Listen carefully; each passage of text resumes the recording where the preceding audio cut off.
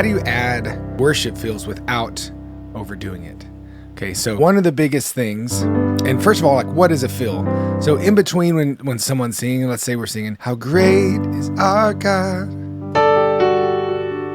If you play something kind of in between where the singing is, that is a fill. But how do you overdo that? How do you keep from overdoing it? That's the big question. So number one thing, if you're playing with a band, you have to listen. You have to be listening to everybody. Maybe you're just kind of in your own world. You're playing the piano. You could be very busy.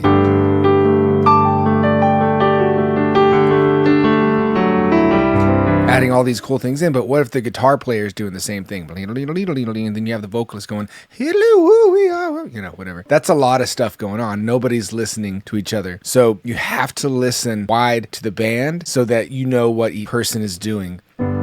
With that comes a plan. So sometimes you can even plan out verse 1 is the piano player and we'll do the fills during that part. Verse 2, we'll have the guitar player doing fills. You can plan on that. As you get to know each other and as you play more and more, it can even just be eyesight. Guitar player looks over toward you and you know that you're going to hit something cool.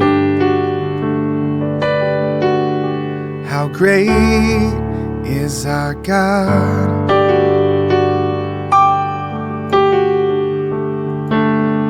That's your kind of cue. So one, listen to everybody. Don't be stuck kind of in your own world. But the last thing within that, so we listen, we plan. The next thing is I always think about this from a studio musician. So people that are in there making stuff for albums and all that, they're being paid, highly paid to be in the studio. They have to play the right thing in that moment at the studio.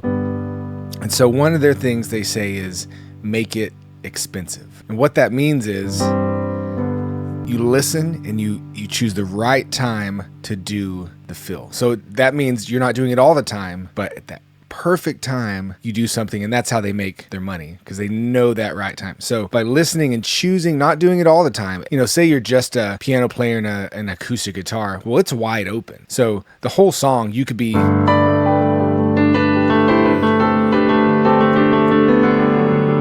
you could be doing every lick that you know in your life, but how can you play it at the right time? How can you hold yourself back and actually do those fills at the most perfect time? And that comes with experience, that comes with playing a lot of music, but also being patient and being humble in the way that you play. So listen, plan, make it expensive. Wade McNutt here with Piano Meditation Worship Tutorials. If you want to learn more about that, you can check out the site. You can also check out my other site, pianochops.com, and learn through the worship path to do these sweet fills. We'll see you later.